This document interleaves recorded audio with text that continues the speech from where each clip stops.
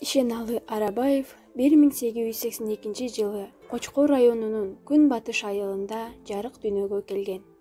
1900 жылы жергиликтүү мектепти аяктаган соң 10 жылга жакын кыргыз айыл кыштактарында мугалим болуп эмгектенген. Агартуу жолундагы башкы максаттарын ишке ашыруу үчүн алгач өзүнүн билимдүү болуусу керек экенин түшүнүп, 1910 жылы Россиянын Оренбург шаарындагы Кусаня медресесинде окуй баштайт. Бул жерде 1 жыл билим алган соң Уфа шаарындагы Галия медресесинде 2 жыл билим алат. Ишеналы студент кезинде эле коомдук иштерге катышып, бир катар илимий агартуучу макалаларды жазат. 1911 жылы Казан шаарында акын Молдо Кылычтын Кысса Зильзасын кыргызча китеп кылып басмадан чыгарган. Ушул эле жылы казак студенти Сарсекеев менен бирге эки элдин балдары үчүн Алипе жаки төтө окуу, Алипе жана шар окуу китебин жазат. Ишеналы Арабаевдин элге билим берүү максатына 1916 жылдагы үркүн тоскоол болот.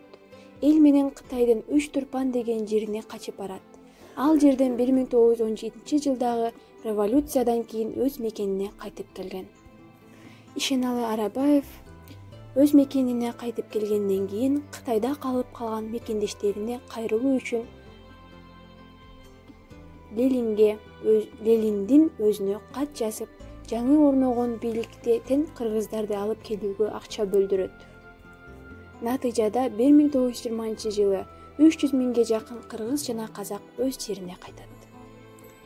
1930 жылы башталган репрессия кыргыздын көптөгөн чыкма азаматтарынын башын жуткан.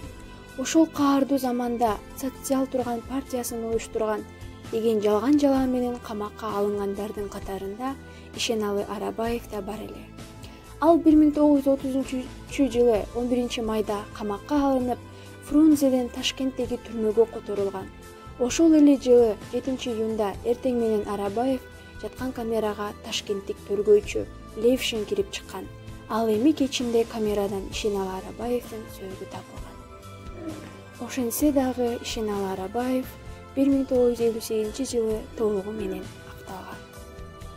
Ишеналы Арабаевдин аты Бишкек шаарындагы Кыргыз мамлекеттик университетинде берилген. Окуу жайдын ичинде музей уюштурулуп, анда улуу инсандын эмгектери жана китептери коюлган.